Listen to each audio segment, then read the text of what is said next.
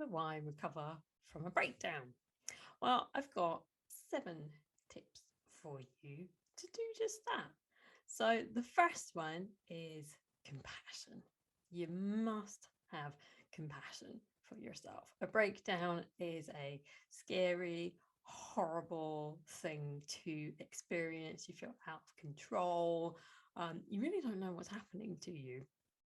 And so, in order to recover from it, you need to be kind to yourself. You need to be compassionate with yourself, meeting your own suffering with love. So, number two is don't use the intellect. Now, chances are thinking too much, trying to use the intellect is what brought you into the breakdown in the first place. That was certainly the case for me, thinking too much, trying to use my head to work out emotional, stressful problems. So I like to use a model of the psyche that involves 4 elements: earth, air, water, and fire. And these correspond to different kinds of intelligences that go on inside us. So the air element is the intellect, logical mind, usual thinking in Western thought. Water is the emotions, earth is the physical body, and fire is like that spiritual creativity that connects you with like that spirit world beyond. When all 4 of them are working in harmony, we're more resilient and we can probably avoid breakdown in the first place. But a lot of us have been brought into places where our intellect is so highly developed that the other intelligences can't work with it. And so the intellect trying to work it out on its own is really not going to help you recover. It can be helpful to read about books and read about other people's experiences and understand, but to fully recover, it's going to take the other intelligences, which brings me on to number 3. So this is bringing in another of the elements, bringing in water, bringing in feeling, allowing yourself to feel what you need to feel. So this could be, maybe you need to feel some anger. Maybe you need to feel shame. Often there can be shame around a breakdown, like we've lost control. There's something socially unacceptable about mental health problems, which is breaking down, but it's still there. So water, allowing yourself to feel. So number 4 is feeling in the body. So this is the earth element. So what happens, chances are that there was a traumatic moment as well. I found this in the middle of my breakdown, that my body went into a freeze response over some of the fantastical shite that was coursing through my mind. So physical body, what happens when a traumatic event happens? So traumatic event is something you perceive to be life-threatening, something that threatens your survival. Now that might be physical survival or it might be social survival, because belonging is so important to humans. We need to feel like we belong, and if something threatens that, it can feel traumatic.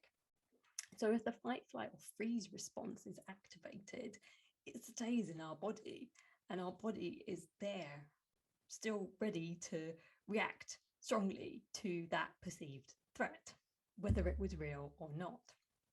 Now, animals in the wild will shake off that energy, but humans, we have that ability, but most of us have lost touch with that ability. So we don't actually, we don't shake off what we need to shake off.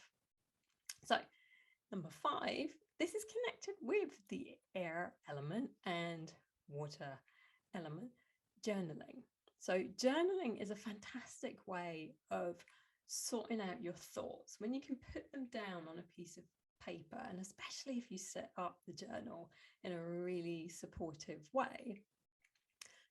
Getting it out onto paper helps you see it, helps you question the assumptions that you've got, helps you see the wood for the trees, see what's true, what are helpful thoughts. It can also help you process emotion as well and feel emotion.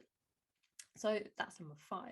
Number 6 is find meaning in it. So this is connecting with that fire element, the connecting to a creative spirituality.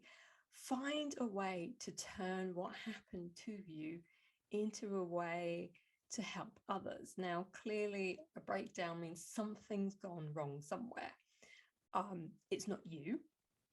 You haven't gone wrong, because actually a breakdown is probably a way of getting you to stop. You were in a situation that was unsustainable, and it was a way of changing the circumstances, which it very effectively gets us to rethink. But it's looking at what was going on. Were you in a toxic relationship that brought it on? Were you struggling to cope with loss? Were you in a toxic workplace? What was going on around it that caused it?